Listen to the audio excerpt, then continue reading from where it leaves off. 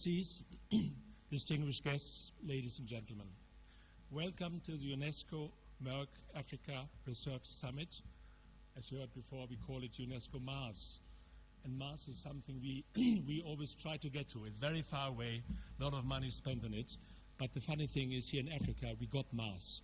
We do it already, we use it, and that's something that's great. We should not forget that. So, thank you for joining us today. For the second time, Merck is partnering with UNESCO, the African Union and Cambridge University to empower young African researchers and to build research capacity across Africa. And I have to say, if you look at UNESCO, African Union, Cambridge University, they are all pristine institutions in the world where you can't get anything better. And you can see what sort of emphasis we really put on this. Today and tomorrow, we'll put a special emphasis on infectious diseases and women's health, a topic of utmost importance. Women are at higher risk for many infectious diseases and have a more severe course of illness than men. This is due to many factors, such as biological differences, social inequities, and restrictive cultural norms. Let me give you just one example. Women are 30% more likely to be HIV positive than men, a figure I honestly didn't know myself.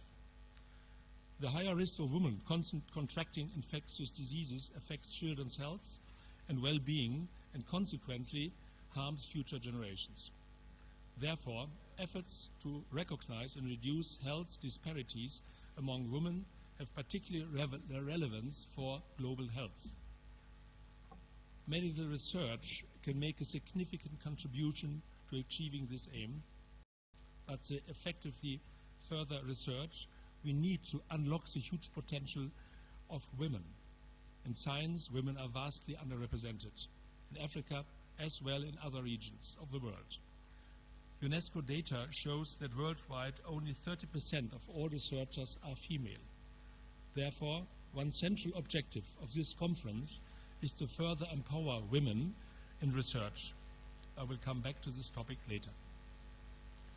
UNESCO Mars is a valuable opportunity for all those engaged in health research in Africa to learn about the future and about the full spectrum of the latest scientific developments currently underway. I'm truly delighted that so many of you share this aspiration and have come to Addis Ababa today.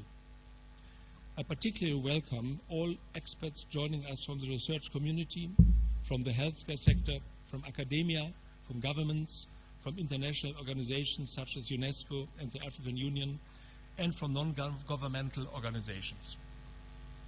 It is a very special honor for me that UNESCO Mars 2016 has attracted so many ministers representing 13 African governments to participate in two high-level panels.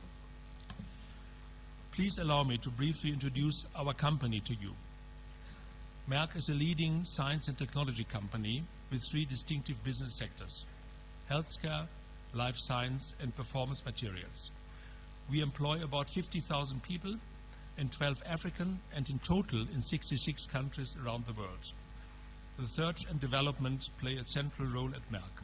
In 2015, we invested 1.7 billion euros in R&D. In fact, thank you. It all comes from the bottom line, one should not forget that. In fact, we can look back at almost 3.5 centuries of scientific expertise. Merck was founded in 1668 in Darmstadt, it's near Frankfurt in Germany, by my ancestor Friedrich Jakob Merck. We are the world's oldest pharmaceutical and chemical company. The Merck family, my family, has remained the majority owner of the company up to this day. Our healthcare business sector develops and produces prescription medicines to treat, for example, various forms of cancer, multiple sclerosis, diabetes, and infertility. Moreover, we often also offer over-the-counter pharmaceuticals for everyday health needs. Merck's life science business sector manufactures and markets tools and laboratory supplies for the life science industry to facilitate research and biotech production. All of you who work or have worked in research probably used or have used our products in our lab, in your lab. Our performance material business sector offers a wide range of specialty chemicals, such as liquid crystals for displays, effect pigments for coatings and cosmetics, as well as high-tech materials for the electronics industries. It is very likely that your liquid crystals are inside the display of your smartphones or your television set. Merck is firmly committed to Africa. We first established a presence on the continent in 1897 as part of the international expansion of our business in those days. Today, Merck has more than 500 employees in 12 African countries, and we are active directly or indirectly in 40 other African countries. So there's only 2 countries we are not active in. We are here for the long term. We believe in the economical potential of this continent. Africa is very important for Merck. After all, it is the world's second largest continent and home of many nations, cultures, and gifted people. Merck is well positioned to address some of Africa's most pressing healthcare and life science needs. We have the expertise and the products to make a meaningful difference to healthcare on the continent. Many of our medicines are on the World Health Organization's essential medical list. Our track record of partnership with key stakeholders is underpinned by our commitment to build Africa healthcare and life science capacities. We support Africa laboratories and research, and in doing so enhance the standing of African life science work. Our engagement in Africa is focused on 3 areas. Firstly, we concentrate on promoting healthy living. We are committed to providing consistent access to high-quality, sustainable healthcare services and solutions. Our efforts in this area is underpinned by our 4th place ranking in the recently published Access to Medicine Global Index. Secondly, we are innovating to improve the quality of life, for example by fighting counterfeit medicines. The Global Pharma Health Fund, a charitable organization we set up and fund, has developed the mini-lab to quickly, easily and reliably help detect counterfeit medicines. Should not forget that probably 35 to 40% of all medicines in Africa are not the real product, they are counterfeit products. Thirdly and lastly, we are sharing knowledge and building skills. For this purpose, we partner with African health and academic institutions to develop and deliver solutions to build capacity and improve access to health everywhere we operate. In terms of health, Africa has seen some remarkable improvements over the last decade. Child, maternal, and adult mortality rates have declined. Life expectancies at birth has risen.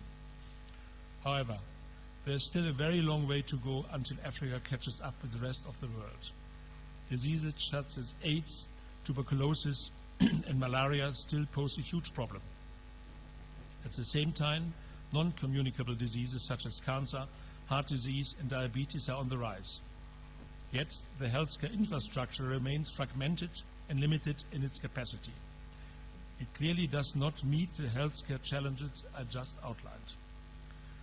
The lack of financial means is not the only challenge.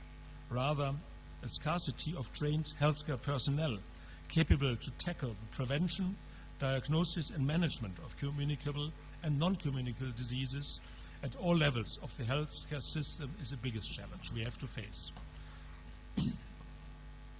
This is why we have created our Merck Capacity Advancement Program. It aims to build healthcare and research capacity and to improve access to innovative healthcare solutions. I believe that good healthcare can transform the lives of individuals and families across the country.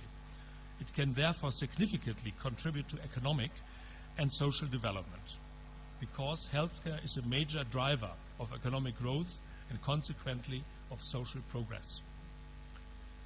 Today's summit is part of our Capacity Advancement Program.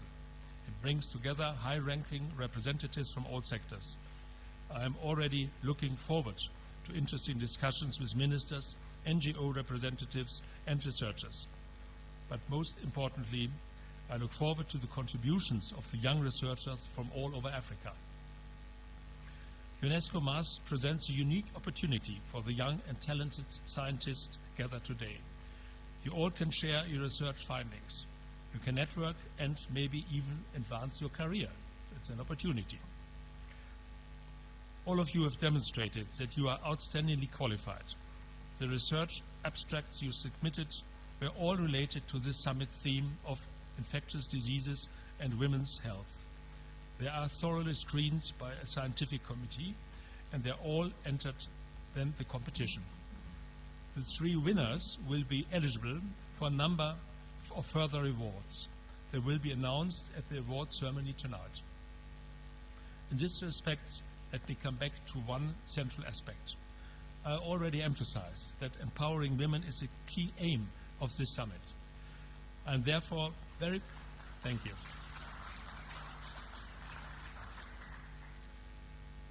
Later on in the discussions, I will tell you why I really believe that. I'm therefore very pleased to announce that we will be launched the Best African Women Research Award tonight to recognize the outstanding contribution of female African researchers. I wish good luck to all of you who have entered the competition for tonight's awards. But please let me take this opportunity for something else.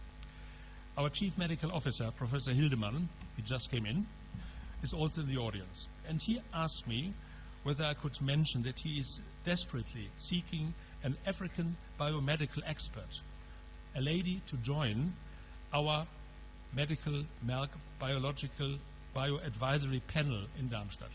So it's another chance for an educated, well-trained, scientifically minded women.